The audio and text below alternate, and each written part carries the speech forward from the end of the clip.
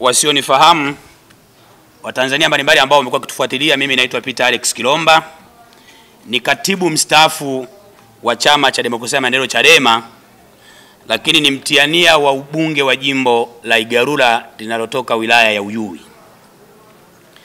Leo ninazungumza kama mtiania wa ubunge, ninazungumza kama mwanachama wa Chama cha Demokrasia na Maendeleo Chadema, lakini kama katibu mstaafu wa mkoa wa Tabora, nikiweka rekodi sawa kwa sababu ninaitambua Tabora.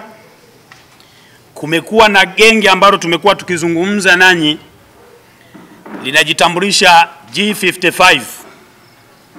Jambo hilo limekuwa likitamaraki nchi nzima, na kwetu kama kanda ya magharibi lilikuwepo na lipo, na sisi miongoni mwa ambao tunakifia chama, tunakubaliana thabiti kabisa katika misimamo ya chama, mwenendo wa chama, utaratibu wa chama. Tumekuwa tukieleza mara kadhaa kupitia ninyi waandishi wa habari hali na afya ya kisiasa mkoa wa Tabora na kanda ya magharibi.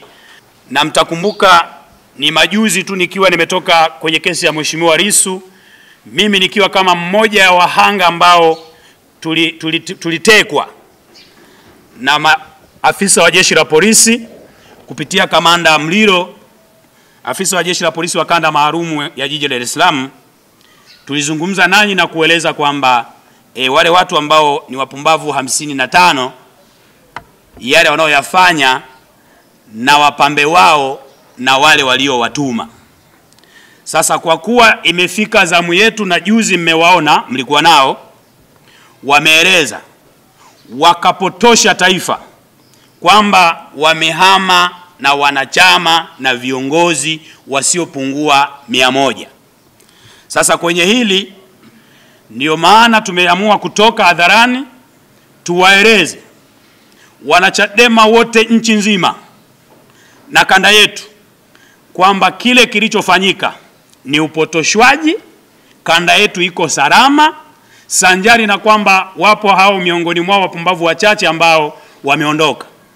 Kwa mkoa wa Tabora, kile kilichofanyika juzi na kuzungumza kwamba wamehama watu 100, naomba hii ikae kwenye rekodi vizuri. Aliyeondoka, na haikuwa kwa bahati mbaya, ni ambaye hakuwahi kulizishwa na uchaguzi, sanjari na kwamba ulikuwa kidemokrasia, na kulizishwa na matokeo na yalikuwa ya kidemokrasia na ya huru na ya wazi, na alikuwa mpambe wa makamu wa mwenyekiti mstaafu wa chama chetu, sanjari na kwamba mwenyekiti mwenyewe Freeman Mbowe mstaafu alilizika na alikuwa mtu wa kwanza kutweet kumpongeza Mheshimiwa Lissu kwa ushindi alioupata. Wapambe wake miongoni mwao akiwemo aliyekuwa mwenyekiti wa chama hiki mkoa wa Tabora bado hajakubali matokeo. Kwa hiyo kutoka kwake, na mtakumbuka tulizungumza nanyi na tulitoa hadharani, tulikuwa hatuna mashaka, na kwa sababu chama hiki ni makini, kilikwisha andaa utaratibu maalum wa kuhakikisha afya na ulinzi wa chama chetu unaendelea kuwa timamu, na Chadema Tabora na kanda ya magharibi inazidi kuimarika. Yule James Kabepere ndio aliyeondoka. Kuna mtu mmoja, sitamtaja kwa jina kwa sababu Kabepere tulikuwa tumemtaja, alikuwa mwenyekiti wa mkoa, nitamtaja tu mwingine kwa cheo chake ambacho alikuwa kikihudumu, kwa kuwa tu tunafahamu kwamba hakuwahi kuwa kwenye chama hiki kama kiongozi ambaye anapaswa kuongoza watu kwenda kuiondoa CCM. Alifikiri nafasi yake ni sehemu ya uraji. Naomba niwaambie Watanzania wenzangu, Chadema hatupo kwa sababu ya kunufaisha matumbo yetu, hatupo kwa sababu ya interest binafsi. Tupo kwenye hiki chama kwa sababu misingi yake inakwenda kulikomboa taifa kutoka mkoroni mweusi. CCM aliyejitia wenda wazimu na kiburi kung'ang'ania nchi hii na kuuza rasilimali za nchi hii ni yule aliyekuwa katibu wa Tabora Manispaa tunapozungumzia, naye aliondoka.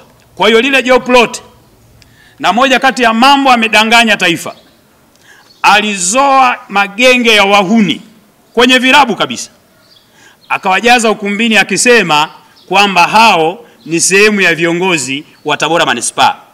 Tabora Manispaa, kwa uzoefu wangu kama katibu mstaafu wa chama wa mkoa, ina kata 29. Viongozi wote wa kata hizo wako timamu, wanaamini katika ujenzi wa chama na wanahubiri slogan ya chama chetu ya Stronger Together, wanahubiri msimamo wa chama wa no reform, no election. Na huu ndio msimamo wa chama na hautakaa ubadilike, na tunazungumza tena, tunarudia mara kadhaa, hakutakuwa na uchaguzi kama taifa kama reforms na mifumo yote ya kiuchaguzi haitarekebishwa. No reform, no election. Kwa hiyo Tabora iko imara, Tabora iko timamu, na kanda nzima magharibi iko timamu. Lakini hatukatai kwamba G55 wako kanda yetu wanaendelea kutengeneza ushawishi. Na leo tunakumbusha tu, kwa kuwa tuliowaeleza wamekwisha ondoka, na kwa bahati nzuri ikae vizuri, chama chetu hakina hicho kinachoitwa fukuza. Ukizoea kula vilivyokufa, huwezi kula vilivyochinjwa. Wanajiondoa wenyewe, kwa sababu msimamo wa chama ni kwenda kulifanya ili taifa, kila mmoja miongoni wetu akapate keki ya taifa. Wao walikuwa kwa sababu zao binafsi, wanajiondoa wenyewe. Chama hiki hakina mpasuko, chama hiki hakifukuzi watu. Wao wanakimbia kwa sababu wameshakula fedha ya watu wa CCM na system yao kudhoofisha vyama vya siasa ambavyo vimekuwa na nguvu kila nyakati za chaguzi. Na hii ni muhimu, ndugu waandishi wa habari, muwe mnawauliza, kwa sababu hamaji wao tangu wajumbe wa sekretariat ya chama taifa mpaka mtu wa kawaida, sababu zao zinafanana. Na nitumie fursa hii kwa sababu leo tutawazungumza hao wajumbe wa sekretariat ya chama taifa. Kimamlaka na utaratibu wetu wa chama tulikuwa hatupashi kuwazungumza, lakini kwa sababu wamemisbehave na sio viongozi, tutawakumbusha tu namna na utaratibu ambavyo katiba yetu inalindwa, inasimamiwa na kila mwanachama hai wa chama hiki, namna ya uwajibikaji katika shughuli za chama na vikao mbalimbali vya ndani ya chama chetu. Nianze kwa kukumbusha ofisi ya kanda, bado tunao watu kwenye ofisi ya kanda ambao kimsingi ni mapema wanapaswa kuchukuliwa hatua za makusudi ili wasijinasibu kwa sababu mchezo wao wa hovyo unaendelea. Miongoni mwa hao nitamtaja mmoja, mwingine amejiondoa juzi. Aliyesalia anaitwa Rubibi, ni kijana mmoja kutoka mkoa wa Kigoma, ni mjumbe wa sekretariat ya kanda. Ninamuomba katibu wa kanda ya magharibi kwa weledi wake aisimamie katiba ya chama. Hapaswi kuishi na wajumbe kwenye sekretariat yake ya kanda wanaopingana na maamuzi ya katiba ya chama yaliyoamuriwa kwa vikao halali vya tarehe 21 Januari 2025 na tarehe 22 ya Januari 2025, mara baada ya kumalizika uchaguzi wetu mkuu wa chama, kuwapata viongozi wa kitaifa na kuunda safu mpya na baraza lake la sekretariat ya chama kwa maana ya viongozi na wajumbe wa kamati kuu ya chama. Ni muhimu katibu wetu wa kanda akachukua hatua za haraka namna ambavyo ataona inatosha dhidi ya Rubibi. Lakini ni muombe Mheshimiwa katibu wa mkoa wa Tabora, kwa mamlaka yake, katiba yetu inaeleza mamlaka zote za wilaya ziko chini ya ofisi ya mkoa. Yeye kwa nafasi yake, ninazo taarifa za ndani kutoka vyanzo vyangu katika kuhakikisha tunakilinda chama hiki. Katibu wa wilaya ya Kaliua anaratibu mchezo mchafu wa kukihujumu chama hiki, kwa kuwa tarehe 17 ya mwezi huu wanayo safari ya kwenda kwenye chama chao cha ubwabwa Dar es Salaam, anaratibu na kushawishi viongozi wa ndani ya chama wamuunge mkono, wasafiri naye Dar es Salaam, akiwaambia ziko posho na watalipwa. Sasa sisi hiki chama tumekijenga kwa jasho na damu. Nikiwa nyumbani, kama nilivyowaeleza, maeneo ninakotoka anatoka mwenyekiti wa baraza la kina mama wa wilaya ya Kaliua, ambaye amekuwa akishawishiwa na katibu wa wilaya ya Kaliua, na ushahidi ninao kwa message, akimwambia aachane na chama hiki. Na bahati nzuri yule dada hakujiunga chama hiki kwa kutafuta fedha. Alijiunga kwenye hiki chama kwa kusoma falsafa ya chama, misingi, maudhui na madhumuni ya chama hiki. Ndio chama pekee ambacho kinaweza kumtoa Mtanzania mahali alipo na kumfikisha sehemu nyingine.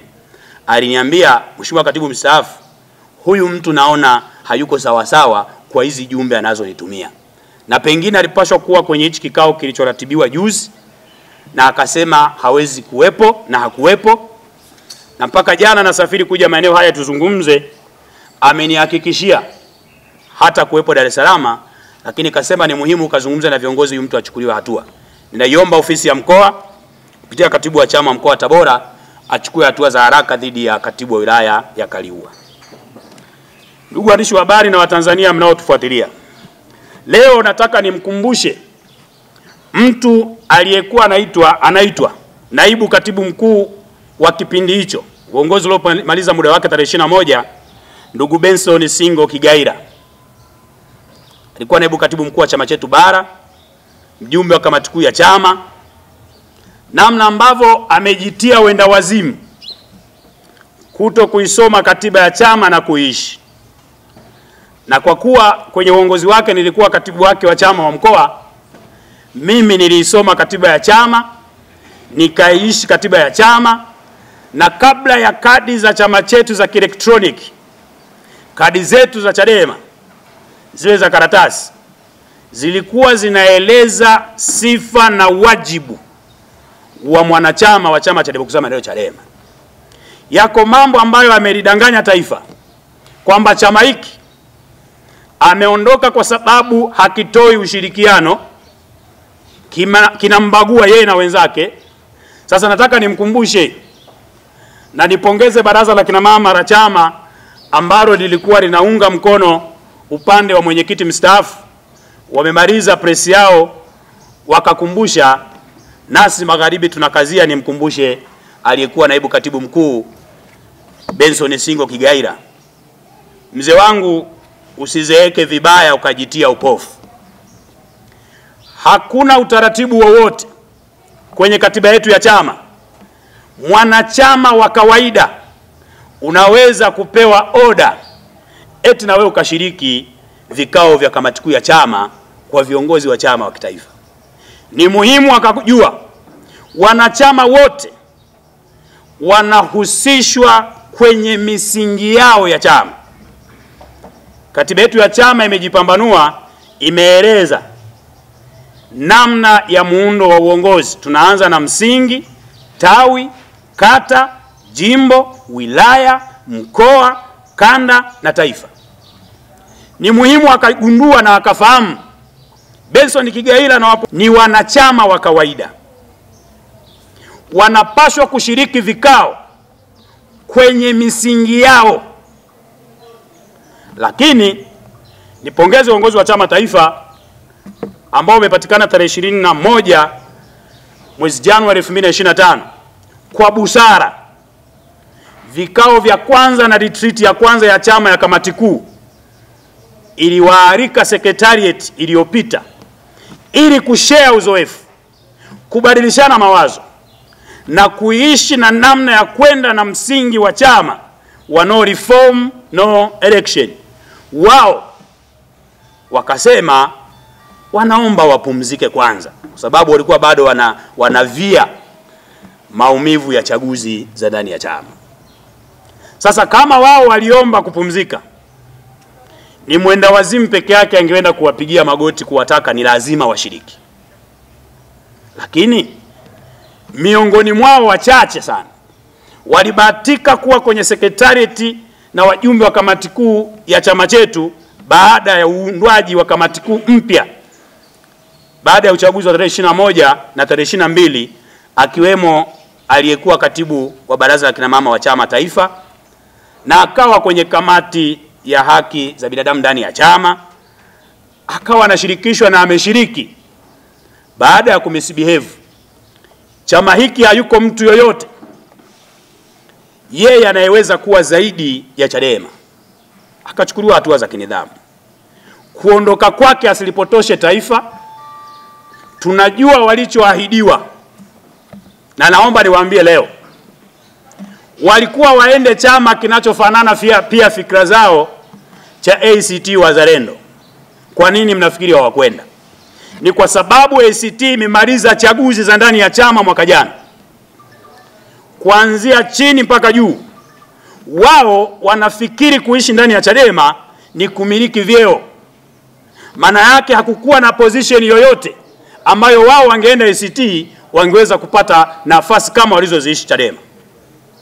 Hasa hiki chama cha ubwabwa, ndugu waandishi wa habari na Tanzania wenzangu, viko vyama tumekuwa tukiwaambia vinalelewa na mfumo, havijawahi kuwa na mikutano mikuu wala havifanyi uchaguzi, na wakitaka kuitisha press conference kama hii wanagharamiwa na CCM.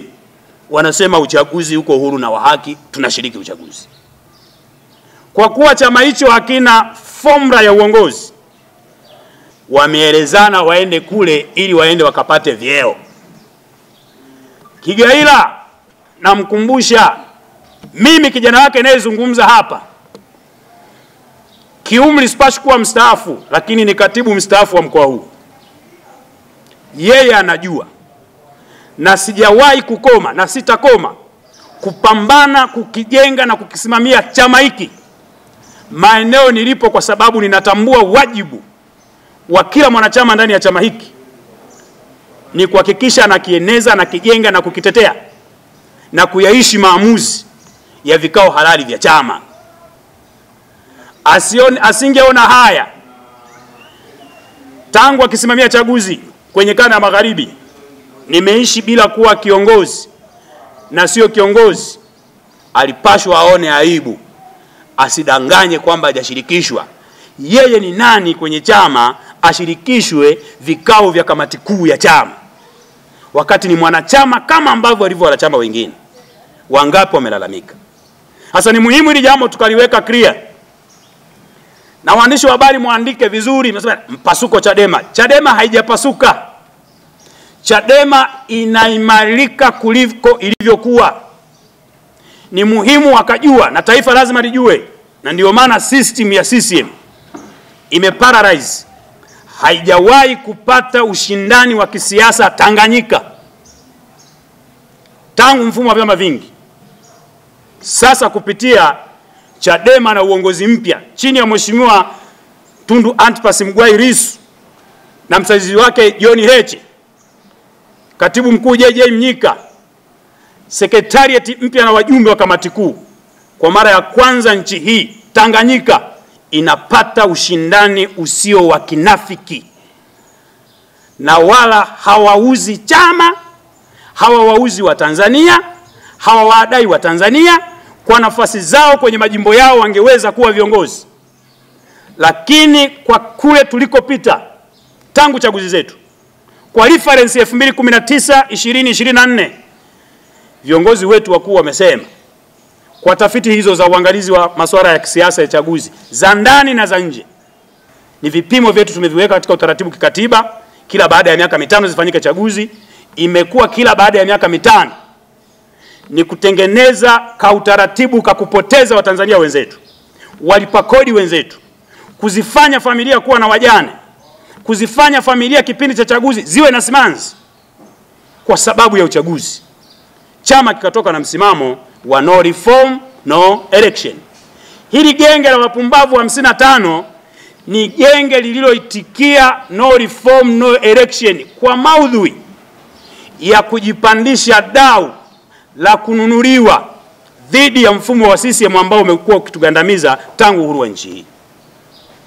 Sasa chini ya uongozi wa Mheshimiwa Lissu, walizungumza no reform no election kutoka ndani. Ndio maana mnaona hao wapumbavu wote lazima wakimbie.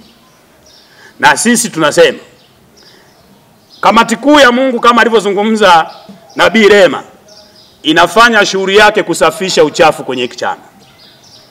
Sisi wanachama ambao tunakubaliana na hiki chama vizuri na Watanzania wote, tunakisaidia chama na kuwakumbusha viongozi wetu sehemu ambako magugu yanasalia kwenye ngano yaondoke.